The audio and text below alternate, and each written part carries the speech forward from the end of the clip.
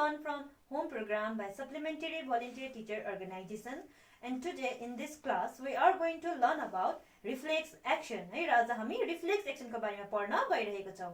हामीले लास्ट क्लासमा central nervous system that is brain and spinal cord है brain र स्पाइनल कर्ड को बारेमा सिकेका थियौ र आज हामी रिफ्लेक्स एक्सन को बारेमा सिक्न गइरहेको छौं. र के हो त रिफ्लेक्स एक्सन है र कोही बेला के हुन्छ भन्दाखेरि चाहिँ हामीले कतिवटा रेस्पोन्स कस्तो प्रकारको गर्छौं विदाउट थिंकिङ है केही नसोचिकन नै हामीले स्पोन्टेनियसली गरिपठाउँछौं र त्यस्तो एक्सनलाई चाहिँ हामी के भन्छ रिफ्लेक्स एक्सन भनेर भन्छौं. यसमा हामीले एक्जाम्पल्समा थुप्रै कुरा हेर्न सक्छौं है. सपोज है दुध तपाईले एउटा भाँडामा दुध टेकेर राख्नु भएको छ है र अब दुध अचानक उम्लिँदाखेरि तपाई के गर्नुहुन्छ हतार गएर त्यसलाई के गर्नुहुन्छ निकाल्नुहुन्छ विदाउट एनी सपोर्ट केहीको सपोर्ट बिना तपाईले आफ्नो हातले निकाल्नुहुन्छ. त्यतिबेला तपाईलाई के हुन्छ हात पोलेको कारणले गर्दाखेरि तपाईले छोरी पठाउनुहुन्छ विदाउट थिंकिङ कि तपाईले त्यो दुध छोड्दाखेरि के हुन्छ दुध वेस्ट भएर जान्छ त्यो नसोचिकनै तपाईले के गर्नुभयो छोडिदिनु भयो भनेपछि विदाउट थिंकिङ केही नसोचिकन नै जुन रेस्पोन्स देखाउनु भयो त्यो रेस्पोन्सलाई चाहिँ के भन्छ रिफ्लेक्स एक्सन भनेर भन्छ. र यस्तै धेरैवटा एक्जाम्पल पनि हेर्नु हामीले सक्छ. कतिवटा चिजले तपाईलाई घोच्यो घोच्दाखेरि तपाईले के गर्नुभयो जस्तो घोच्यो त्यस्तै तपाईले हात हटाउनुहुन्छ भनेपछि तपाईले त्यहाँनिर मलाई यो घोच्दाखेरि इन्फेक्सन हुन्छ है इन्फेक्सन हुँदैन भयो भने बिमार हुन्छ भनेर चाहिँ तपाईले त्यो नसोचिकन नै के गर्नुभयो हटाउनु भयो भनेपछि विदाउट एनी थिंकिङ है तपाईले के गर्नु हुँदैछ रेस्पोन्स गर्नु हुँदैछ रेस्पोन्स देखाउनु हुँदैछ भनेपछि त्यस्तो रेस्पोन्सलाई चाहिँ के भन्छ रिफ्लेक्स एक्सन भनेर भन्छ है. भनेपछि के रहेछ त रिफ्लेक्स एक्सन भन्दाखेरि इट इज अ स्पोन्टेनियस अचानक हुन्छ र यो अटोमेटिक हुन्छ है यो अटोमेटिक भइहाल्छ है. र अर्को यो हुन्छ rapid or quick response. It is a quick response. It is a spontaneous, automatic and quick response to a certain kind of stimulus. है to a certain kind of stimulus. Stimulus को अनुसार चाहिँ तपाईले एउटा spontaneous, automatic र quick response देखाउनुहुन्छ र त्यो रेस्पोन्सलाई चाहिँ के भन्छ रिफ्लेक्स एक्सन भनेर भन्छ है. र यो रिफ्लेक्स एक्सनलाई हामीले दुईटा भागमा डिभाइड गर्न सक्छ है. यसको दुईटा टाइप छ भन्नु सक्छ. दैट इज इनबोर्न अथवा यसलाई के पनि भन्छौ अनकन्डिसन्ड.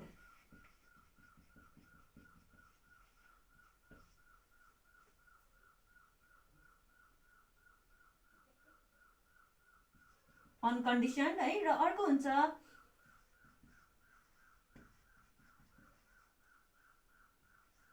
Acquired or conditioned.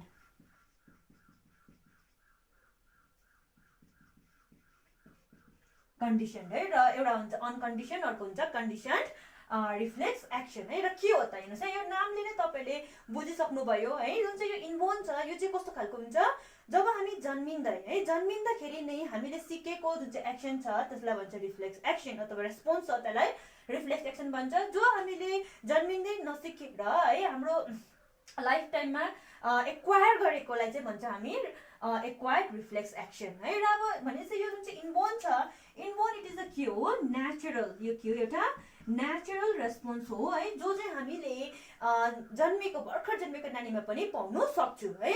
सपोज भर्खर जन्मेको नानीले है कुनै तातो चिज छुयो भने उसले के गर्छ त ऊ के गर्छ जोडले रुन थाल्छ भनेपछि जुन चाहिँ ऊ रुँदैछ त्यो कसैले पनि उसलाई सिकाएको होइन है उसको आफ्नै त्यो अटोमेटिक के भयो रेस्पोन्स भयो भनेपछि त्यो एउटा नेचुरल रेस्पोन्स जुन चाहिँ हुँदैछ that natural response is called inborn अथवा अनकन्डिसन रिफ्लेक्स एक्सन है. यो के हो एउटा नेचुरल रेस्पोन्स हो. र अर्को जुन चाहिँ यो एक्वायर्ड रेस्पोन्स छ यो एक्वायर्ड रेस्पोन्स चाहिँ के हो इट इज नट नेचुरल है एउटा नेचुरल रेस्पोन्स होइन. यो चाहिँ के गरेको हामीले एक्सपिरियन्सको थ्रु है अथवा प्र्याक्टिसको थ्रु पाएको रेस्पोन्सलाई चाहिँ भन्छ acquired or conditioned reflex action है. र यसको जुन चाहिँ यो रेस्पोन्स छ है यसलाई चाहिँ हामीले कसले देयर इज वान साइन्टिस्ट है actually there was one scientist जसले चाहिँ एउटा एक्सपेरिमेन्ट गरेर चाहिँ हामीलाई यो एक्वायर्ड रिफ्लेक्स एक्सनको बारेमा बुझाउनु भएको थियो है. र उहाँ हुनुहुन्छ आइभन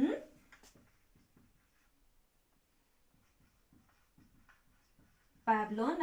उहाँले के गर्नु भएको थियो त भन्दाखेरि चाहिँ उहाँले चाहिँ he conducted an experiment a series of experiment on dog है कुत्तामा उले एउटा एक्सपेरिमेन्ट गर्नु भएको थियो. के गर्नु भएको थियो त भन्दाखेरि फर्स्टमा बेल बजाएर कुकुरलाई बोलायो है र त्यसपछि जुन चाहिँ डग छ उसमा के रेस्पोन्स पायो नथिङ है, केही पनि पाएन है।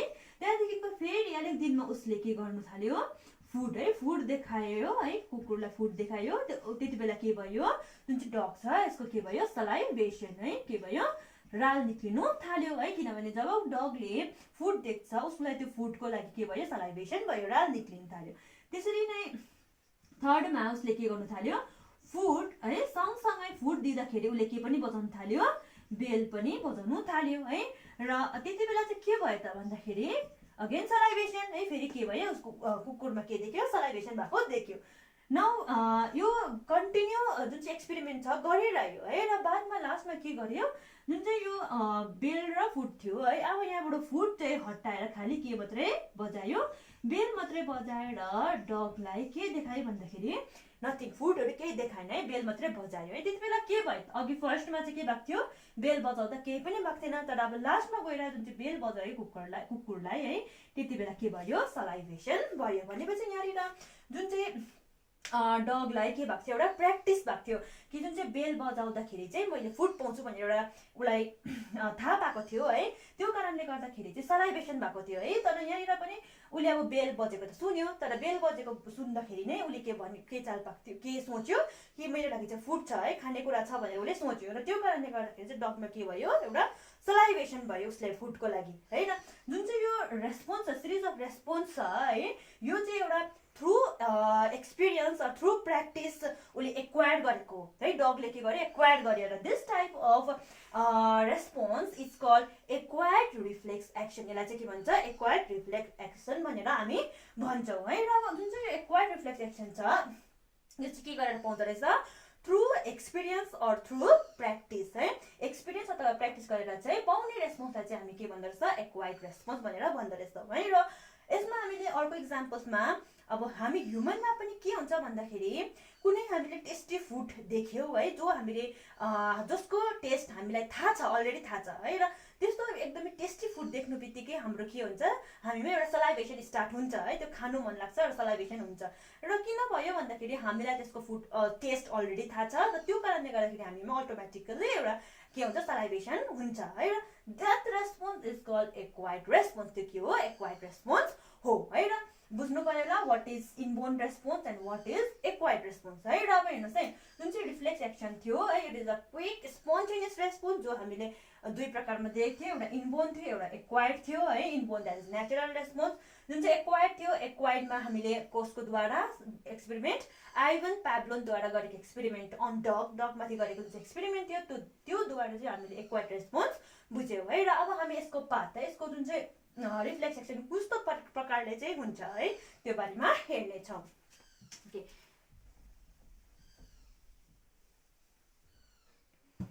र सपोज यहाँ मैले एउटा रफ डायग्राम बनाउँदैछु है।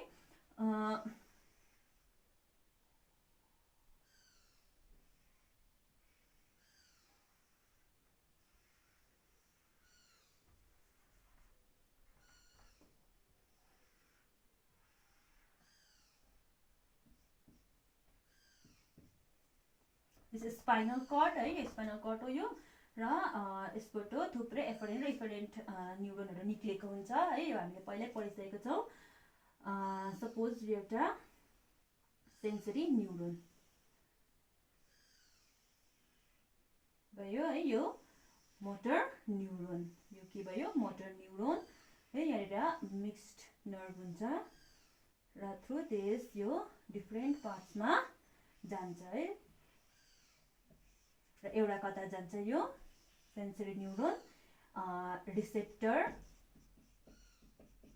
द्याट इज सेन्सरी रिसेप्टर, जसले सेन्स रिसिभ गर्दैछ। र अर्को जान्छ इफेक्टर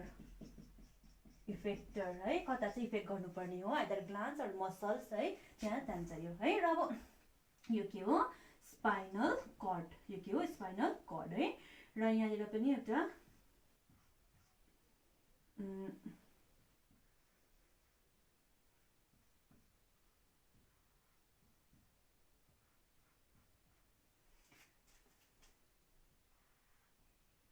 एउटा मिक्स्ड नर्भ हुन्छ, न्युरोन हुन्छ है।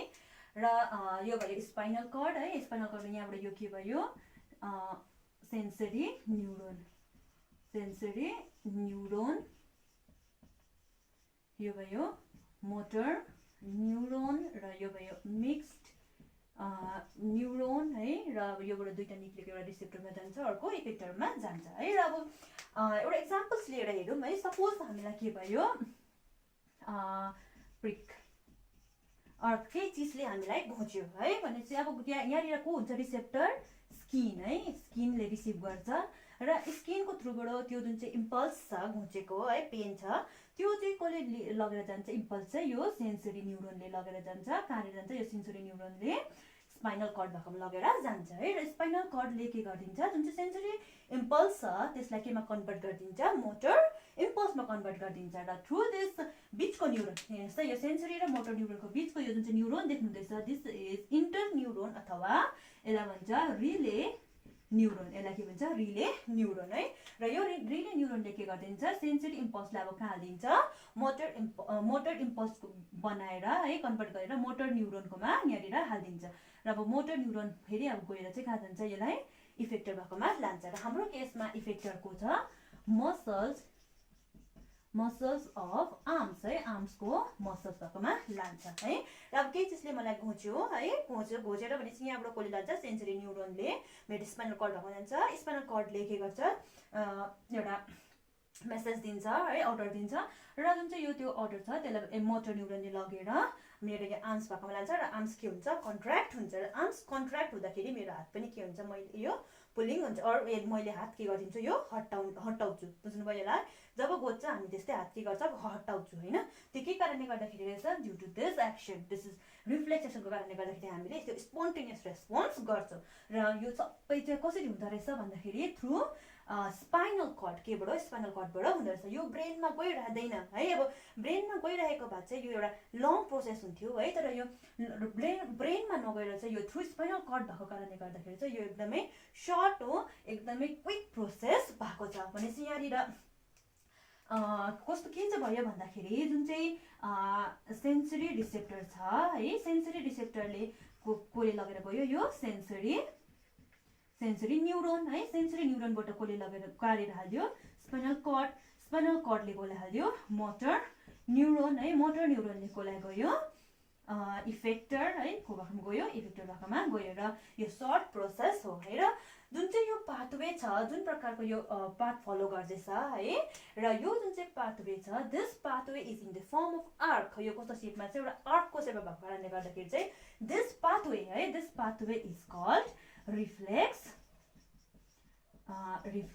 आर्क है। यो जुन चाहिँ पाथवे छ, this pathway is called reflex arc. भनेपछि रिफ्लेक्स आर्क भनेको चाहिँ के रहेछ, this is pathway of reflex action है। Pathway of reflex action is called reflex arc, किनभने यो एउटा आर्कको सेपमा छ है। र this is all about reflex action है। र अब बुझ्नुभयो होला, यो जुन चाहिँ रिफ्लेक्स एक्सन र रिफ्लेक्स आर्क छ, this is very important topic है। र हाम्रो माध्यमिकमा प्राय कन्टिन्युसली नै रिफ्लेक्स आर्कको ड्रइङ गर्नु आइ नै रहन्छ है। र यो पालि त झन् इम्पोर्टेन्ट छ यसको ड्रइङ। र अर्को यहाँबाट आउने मेन क्वेसन चाहिँ तपाईँलाई कतिवटा एक्सन रेस्पोन्स बताएको हुन्छ है, जस्तै ब्लिङ्किङ अफ आइज है, पुलिङ अवे ह्यान्ड, त्यो चाहिँ कस्तो खालको रेस्पोन्स हो भनेर सोधेको हुन्छ है। र तपाईँले त्यो चाहिँ अब इनबोर्न हो कि एक्वायर्ड हो, त्यो चाहिँ तपाईँले बताउनु पर्यो है। र यो खालको क्वेसन चाहिँ यो रिफ्लेक्स एक्सनबाट आइरहेको छ। र I hope this is almost all clear है।